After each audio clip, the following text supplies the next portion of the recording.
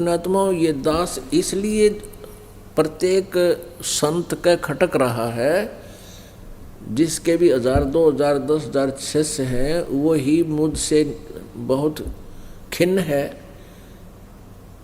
क्योंकि उनके पास ज्ञान शास्त्र विरुद्ध है। और वो उन भोली आत्माओं को नहीं चाहते कि वो भोली आत्मा का कल्याण हो और उनको सच्चाई का पता लगे, तो वो विरोध करते हैं और गुमराह करने की चेष्टा करते हैं समाज को कि रामपाल आलोचना करता है। आलोचना नहीं, दास एक बहुत ही परमार्थी कार्य कर रहा है। अपने सद्ग्रंथों में जो अनमोल भक्ति विधि और ज्ञान उपलब्ध है, उसका प्रकाश कर रहा है, उसको आपके समक्ष रूबरू कर रहा है, जिससे आप जी का कल्याण संभव है, अन्यथा नहीं। अब ये संत सब गलत साधना खुद भी कर रहे हैं और करवा भी रहे हैं, आप भी जीवन व्यर्थ कर रहे हैं और उन पुण्यात्मा श्रद्धालुओं का भी जीवन नष्ट कर रहे हैं। अब जो भी वे ऑफ वर्शिप साधना हमारे सद्ग्रंथों में विद्यमान है, हमने वही करनी चाहिए थी। फिर उसके बाद उस साधना का, उस नाम जाप का विधि बताने का अधिकारी भी आवश्यक है। अनाधिकारी यदि वो उपदेश देता है, वो भी लाभदायक नहीं है।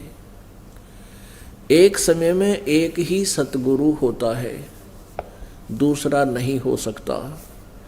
आज से 600 वर्ष पहले परमेश्वर स्वयं आए थे एक सतगुरु की भूमिका करने, और केवल एक वही सतगुरु थे। 600 वर्ष पहले लगभग परमात्मा के 64 लाख शिष्य हुए थे। 64 लाख, विचार कीजिए पुण्यात्माओं। उस समय ना कोई मीडिया था, ना कोई टेलीविज़न था, ना कोई स्पीकर थे, ना कोई बैटरी उपलब्ध थी। और उस समय परमेश्वर के 64 लाख शिष्य हुए भारत में। उस समय भारत कहाँ तक था? पश्चिमी पाकिस्तान, पूर्वी पाकिस्तान, अफगानिस्तान, बलोचिस्तान, गजनी तक, इराक, ईरान तक भारत था। और उस समय 64 लाख शिष्य हो जाना परमात्मा का कोई छोटी बात नहीं। और इस पूरे भारत की, जो उस समय भारतवर्ष था, उस समय कुल मिलाकर 4 करोड़ आबादी होगी मुश्किल से भारत की।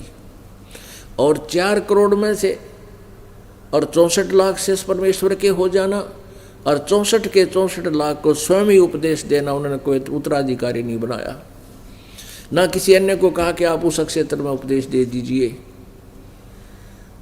क्योंकि ये एक बहुत ही जिम्मेदारी का पद है। गुरु बनना कोई बालकों का खेल नहीं है।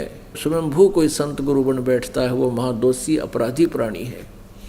परमात्मा जिसको पावर देगा, जिस पर रजा बख्शता है, वही गुरु पद का अधिकारी होता है। वो स्वयं ही नॉमिनेट करता है।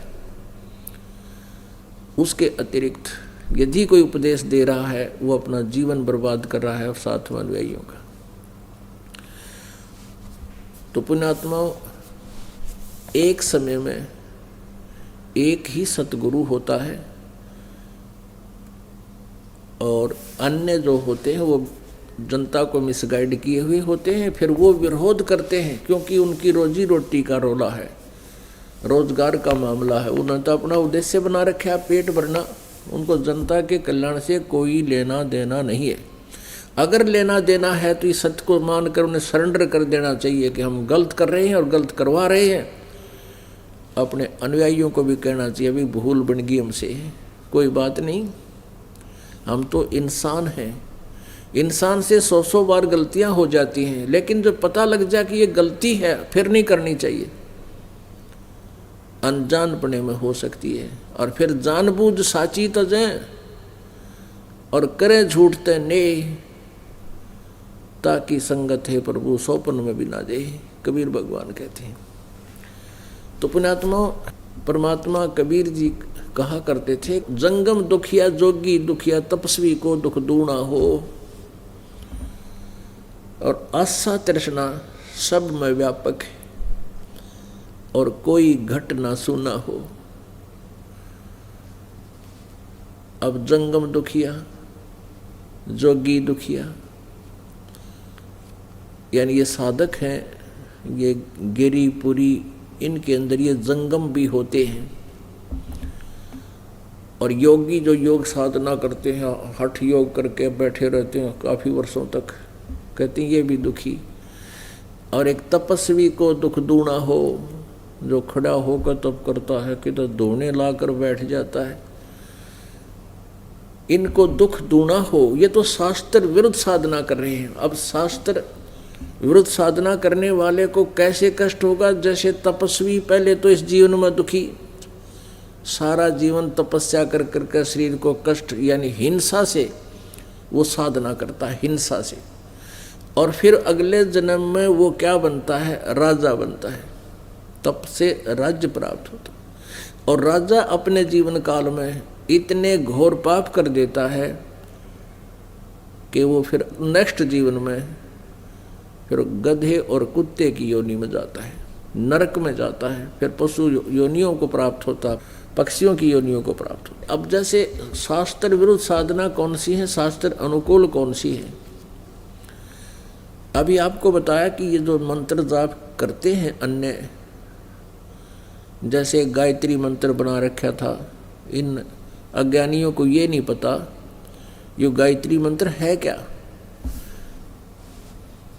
ओम, इस यजुर्वेद अध्याय नंबर 36 के मंत्र नंबर 3 के आगे ओम ला लिया, ओम लगा दिया। और इनको ये नहीं मालूम था अभी तक कि ये गायत्री मंत्र है कहाँ और कहाँ से उपलब्ध है, कहाँ से प्राप्त हुआ है। कोई कहता है ये 3 भूर भव स्व, ये दयानंद सरस्वती जो कलयुग का नकली में ऋषि सत्यार प्रकाश लिख कर दुनिया को भ्रमित कर गया, वेदों के का नाम लेकर और सारी वेद विरुद्ध व्याख्या इसमें भर रखी है। इसने तीसरे समोल्लास में इस गायत्री मंत्र का उल्लेख किया है और कहा कि भू भव और स्व, ये 3 मंत्र, 3 अक्षर तैतरीय आरंके से लिए हैं। और शेष के बारे में भूर्भुवः स्वः तत्सवितुर्वरेण्यं भर्गो देवस्य धीमहि धियो यो न प्रचोदयात्, इसके बारे में कुछ नहीं पता उसको, क्योंकि इसने किसी न किसी से नकल करके सत्यार प्रकाश भर दिया और कुछ अपना अज्ञान ठोक दिया। ये सारा इसके अंदर अड़ंगा ठोक गया। और ये विशेषकर भारतवर्ष में इस मंत्र का बहुत ज़्यादा जाप किया जाता है। एक कहता मैं 1 लाख जाप कर दिए, एक कह रहा था मैंने 2 लाख जाप कर दिए और भी करूँगा। अब पहले हमें भी ज्ञान नहीं था, अब पता चला कि इससे लाभ क्या है। इससे ये शास्त्र विरुद्ध साधना है, शास्त्र विधि त्याग का ये मनमानी पूजा है, इनसे कोई लाभ होने वाला नहीं है।